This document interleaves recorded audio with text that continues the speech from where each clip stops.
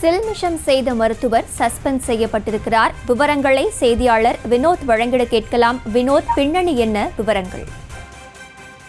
அரசு சாலி மருத்துவர் கோகுலகிருஷ்ணன் தற்காலிக பணியிடம் நீக்கம் செய்து சென்னையுடைய மருத்துவ மற்றும் ஆராய்ச்சி நிறுவன இயக்குநர் உத்தரவிட்டிருக்கிறார்.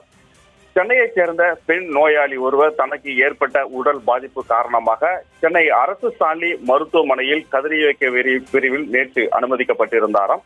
அந்த அனுமதிக்கப்பட்டிருந்த பெண் நோயாளியிடம் கதிரியக்கவியல் மருத்துவர் கோபாலகிருஷ்ணன் மருத்துவ பரிசோதனை என்ற பெயரில் தகாத முறையில் நடந்து கொண்டதாகவும், இது குறித்து பாதிக்கப்பட்ட பெண் மருத்துவமனை நிர்வாகத்திடம் புகார் அளித்தும் இது தொடர்பாக காவல் நிலையத்திலும் இந்த புகார் அளிக்கப்பட்டிருக்கக்கூடிய நிலையில் அந்த மருத்துவர் மீது ஏற்கனவே அரசு சாலி மருத்துவமனை நிர்வாகம் மூலியமாக தமிழக சுகாதாரத்துறை செயலாளர் மற்றும் மருத்துவ மற்றும் ஆராய்ச்சி நிறுவன இயக்குநர் சங்குமணி ஆகியோர்களுக்கு அனுப்பப்பட்ட தகவலின் அடிப்படையில் கதிரியக்கவியல் மருத்துவர் கோகுலகிருஷ்ணன் தற்காலிக பணியிட நீக்கம் செய்து உத்தரவிடப்பட்டிருக்கக்கூடிய நிலையில் பெண் நோயாளியிடம் மருத்துவமனையில் அனுமதிக்கப்பட்டு தொடர் மருத்துவ சிகிச்சையில் இருந்து வந்த பெண் நோயாளியிடம் மருத்துவ பரிசோதனை என்ற பெயரில் அந்த பெண் நோயாளியிடம் தகாத முறையில் சில்மிஷத்தில் ஈடுபட்டதாக பாதிக்கப்பட்ட பெண் வண்ணாரப்பேட்டை அனைத்து மகளிர் காவல் நிலையத்தில் அளிக்கப்பட்ட புகாரின் அடிப்படையில் போலீசார் விசாரணை நடத்தி வருகின்றனர். இந்த நிலையில் இது குறித்து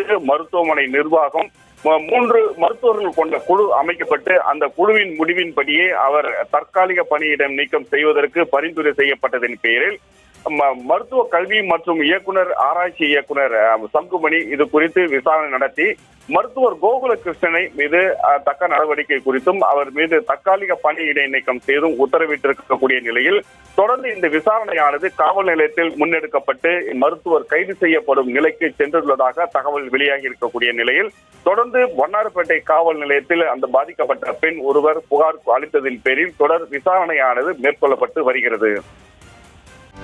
செய்திகளை உடனுக்குடனும் துல்லியமாகவும் தெரிந்து கொள்ள சப்ஸ்கிரைப் பண்ணுங்க.